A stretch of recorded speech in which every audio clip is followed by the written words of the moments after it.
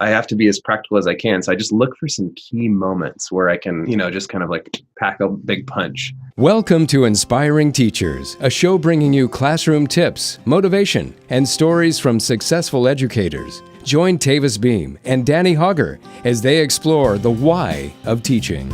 Welcome to another exciting edition of Inspiring Teachers. Danny Hogger here, enjoying a Saturday in Northern California. And we have clear skies, as if you could see out the window. I could say whatever I want. It's raining textbooks, which is perfect for teachers. And Jeffery Frieden's joined me today from MakeThemMasterIt.com. He does so many creative things and is trying to find ways to intensify the impact of teachers. He's a wonderful follow on Twitter. We'll put his info up on the screen for you. And he's just one of those inspiring teachers who I found very early on. Jeff, thanks for joining us. How are you today?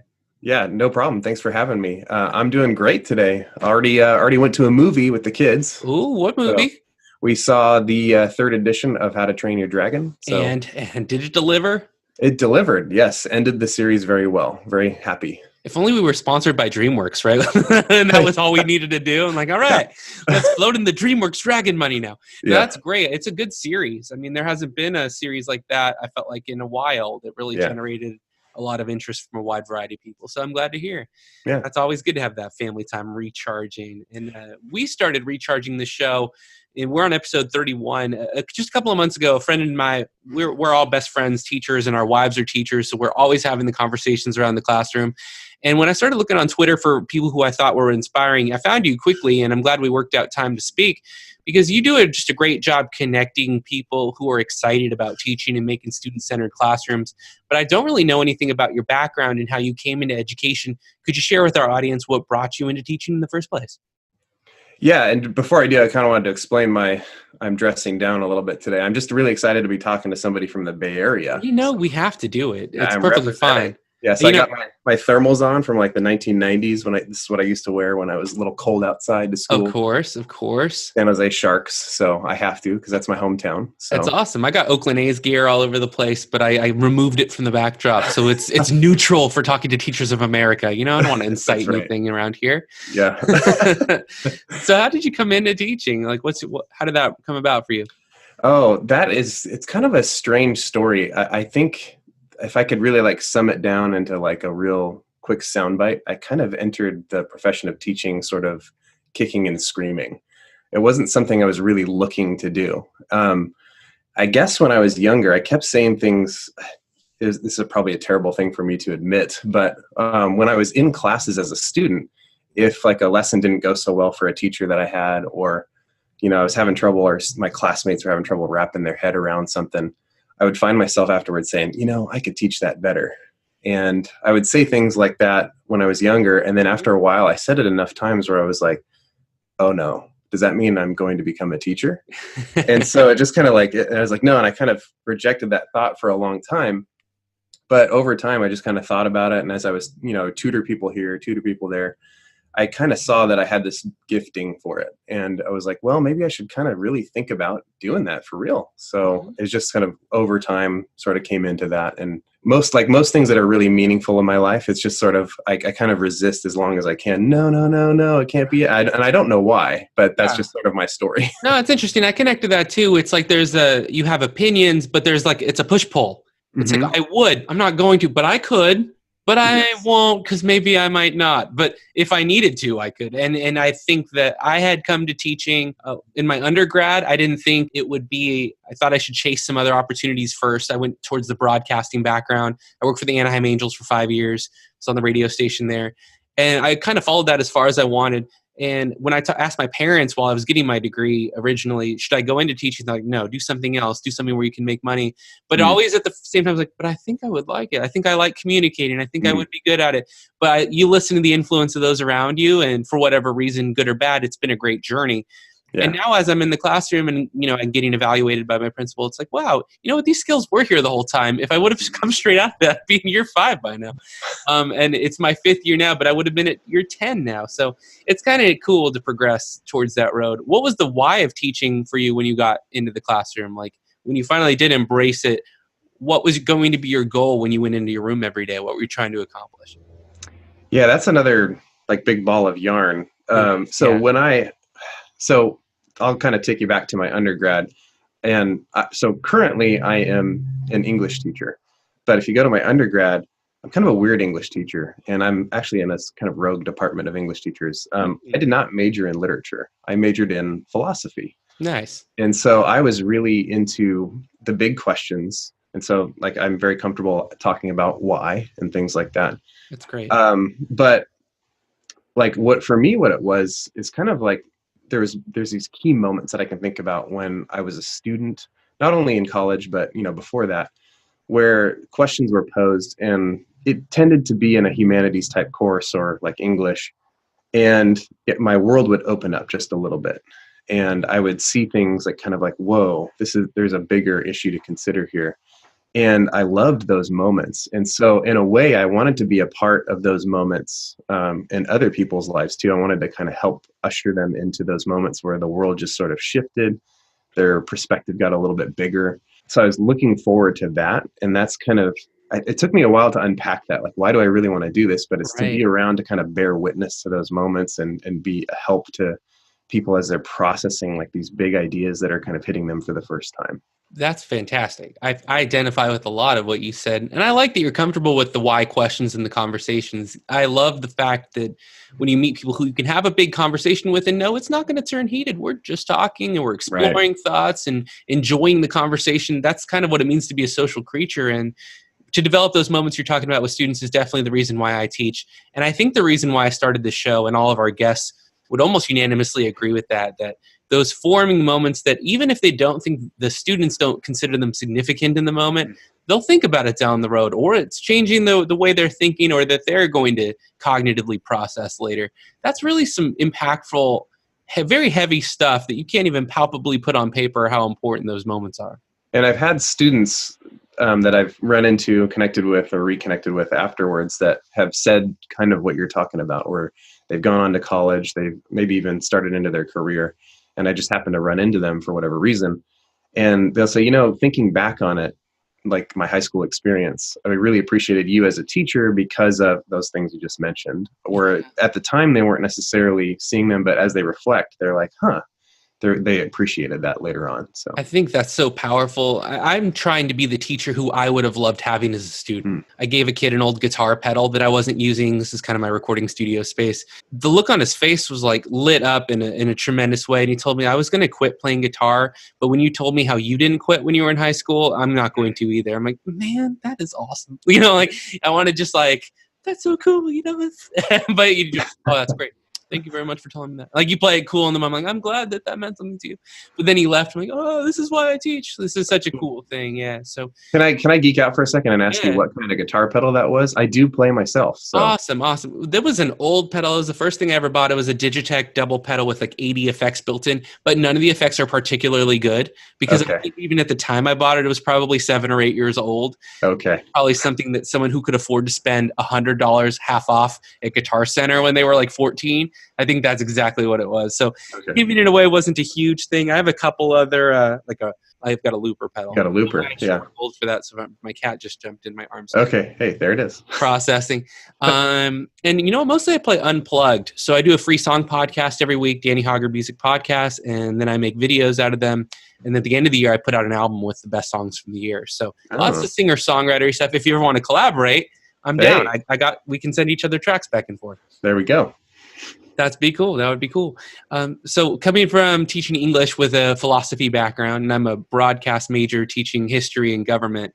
Okay. What kind of things do you look for day to day that bring those impactful moments to students? Can you think of an example recently where you thought, well, no one would have approached this in the same way I did because I thought about it differently, like in your case? Well, the big thing that comes to mind, I mean, I think that's why I got excited coming into teaching, was like, oh man, I'm just going to be so cerebral all the time. And I learned very early on that not everyone's as cerebral as I am. So sure. I have to be as practical as I can. So I just look for some key moments where I can really deliver some, just kind of like pack a big punch. There's one in particular. I don't teach the novel right now in the courses I teach, but when I was teaching AP Language and Composition, we adopted the novel Sophie's World, and it's a novel of the history of philosophy. It was really just to give them background knowledge of all the big ideas that have kind of traveled through the world. And it was a lesson on Descartes, and I think, therefore I am. Mm-hmm. And I would pose the question, like, which is more true, your perception or reality? Oh, that's great. Oh And man, so, I want to yeah, take just that for a journal entry like on Monday. Can I do that? absolutely steal it. Okay. Yes. All right. And Keep going. yeah, I remember one time my principal actually walked in while I was in mid lecture, and she was just kind of doing a walkthrough. And she kind of like, she's watching what my students are doing. And then after a while, she's kind of like, she's listening to me, she's kind of nodding her head. And then she sits down, and she was there for like the whole lecture. And it Oh, was cool. fantastic.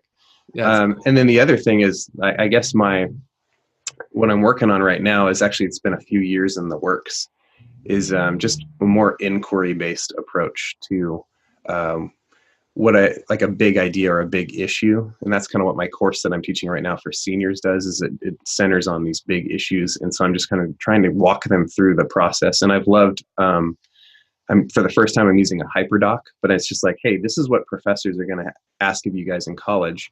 I've laid it out in 20 steps, and then each step has like sub steps, but they're like, they're expecting you to internalize this. And so let's walk through this together, and then just really trying to get them to go explore the evidence, and then draw a conclusion, instead of, come up with already have a conclusion and then go look for the evidence. So I'm trying to have that approach with them. Yeah. That's huge. That sounds innovative. And a lot of your Twitter posts and questions and blog posts that you share are along the same lines. Why is it so important for teachers to innovate and find new ways? What does that mean to you? What's the significance of it? Well, I mean, that's kind of a dangerous question, because innovation, there are teachers I've seen out there who, it's like they're innovating. I'm wondering, or I guess I'm questioning the motive. Like, are they innovating because they're bored? Because I've hit that in my classroom where I was teaching the same subject for 7 years, and it's like, I need to change it up just so that I can stay fresh. But is that really what's best for my students? Is a question that I have to wrestle with. So why do we need to innovate? What's the purpose?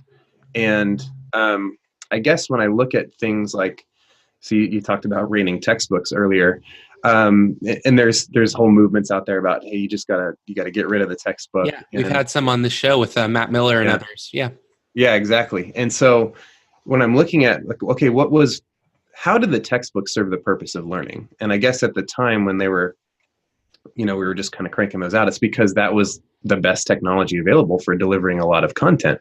But now we have better ways to do that. So is what I'm doing in the classroom helping them, like, with the skills, first of all, that I'm supposed to be teaching and assessing, that are set by the standards, which for English language arts, I think, are fantastic the way that they are. But then, is there like a better way for me to do this, a better way to reach my students? And then can I also be having them interact with maybe some new technologies that they might be facing in the professional world one day? So it's just a really huge question to try and consider. But I don't also want to throw out some of the, I don't want to say like, well, that means that we shouldn't do lecture anymore either, because there's times for that. There's times for lecture, there's time for innovation. So that's just a really, really big question to unpack. And I feel like I'm doing a really poor job right here, but man. I think you're doing great. I think it makes a lot of sense what you're saying. For me, the way I translate it and the way I incorporate it is by just taking the pulse of the classroom.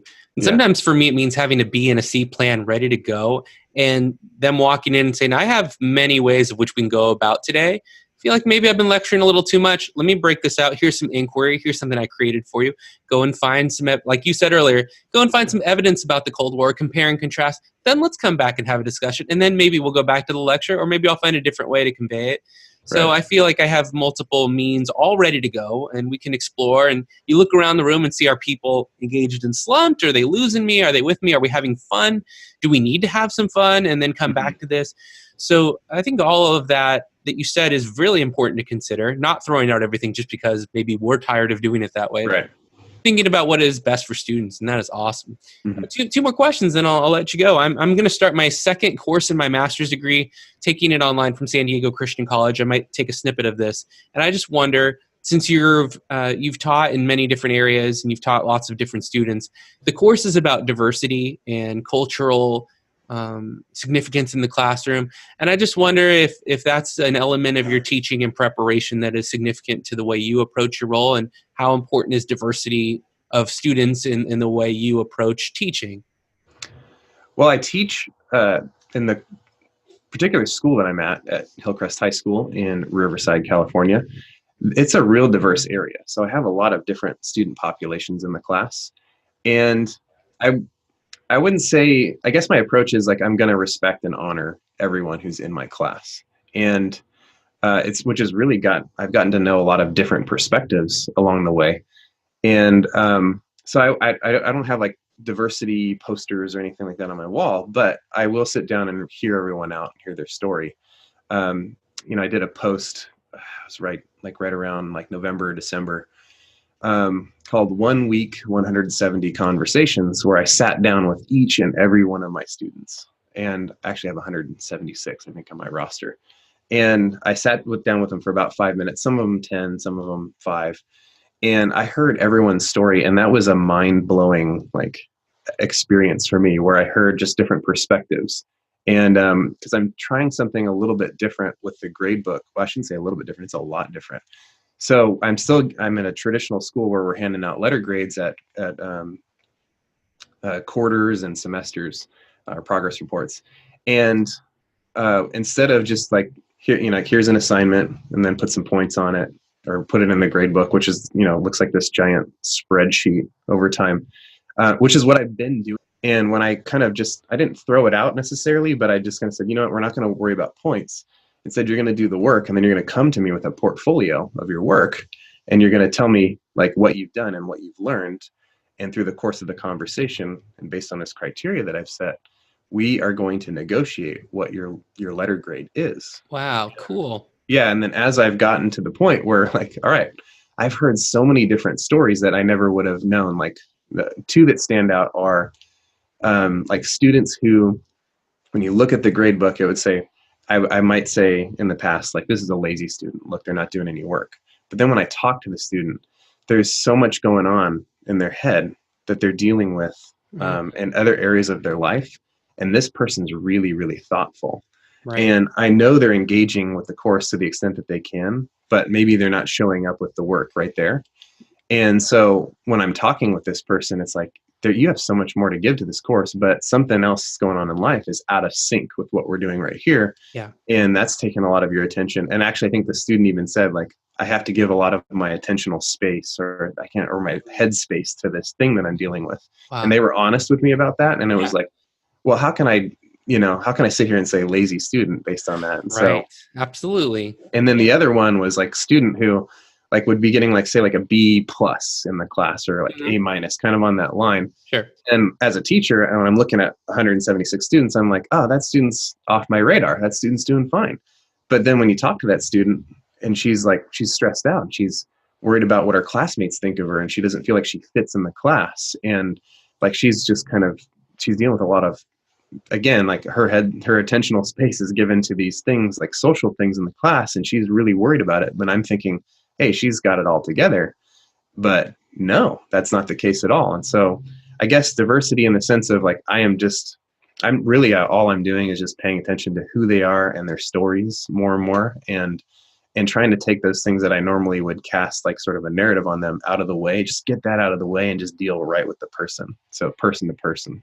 Fantastic. That's everything in the first week. I feel like you just summed up the whole lecture and the reasoning, that looking to the individual student and understanding really what's going on with them. Mm-hmm. I'm grateful that you're doing that. And I think more and more teachers are taking the whole big picture of everything they're experiencing and then evaluating with them, and not separately, not evaluating at them, right? But with them.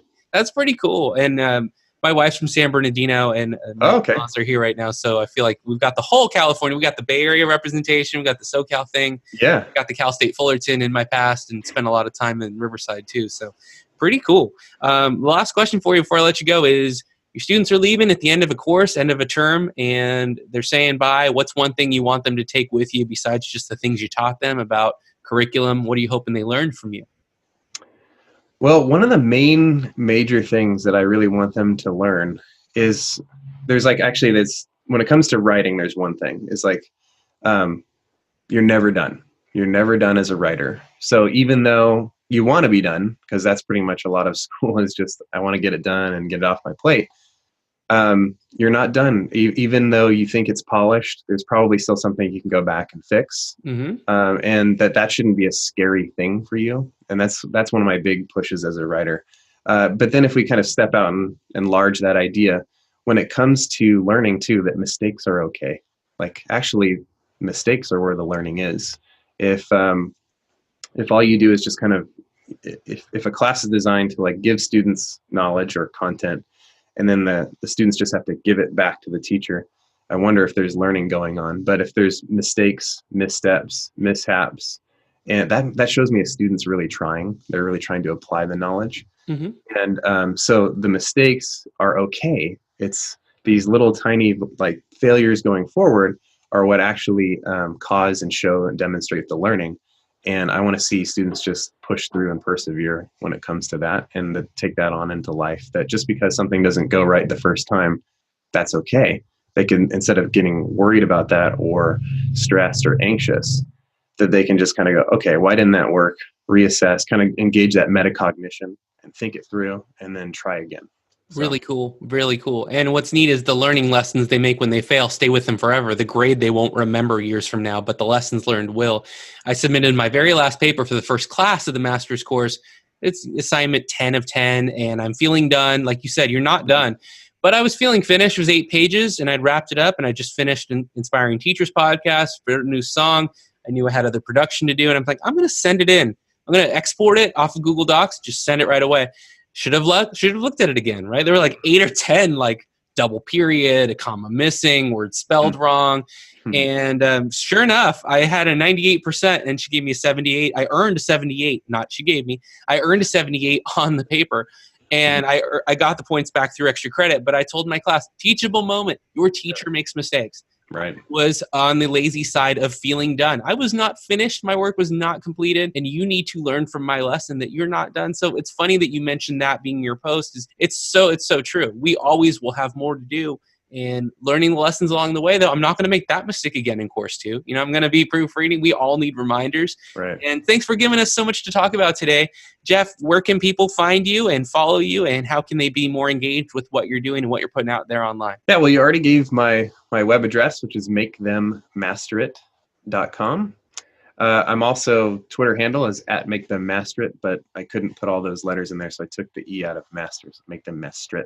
You can email me at makethemmasterit@gmail.com if you have any questions or things you want to pursue there. And I think that's pretty much it. I do have an Instagram, but I don't really use that very much. So I mean, everyone's got their things that they enjoy, and who knows what we'll be using 10 years from now, right? That's true. We'll all be on, I was going to throw in something. I'm like, that might actually be a thing, and I'll be mad that I didn't capitalize on it. So let's not give anyone any free capital today. That's right. Jeff, thanks for all the ideas. Thanks for joining us on Inspiring Teachers today. And thanks for everything you're doing for your students in Riverside and for all of us online too. We appreciate it. Thank you. All right. And for now, this is Danny Hogger. Tavis Beam's not here today, but he'll be back soon. For now, class is dismissed. Make sure you like, share, and subscribe, and we'll see you next time. Thanks.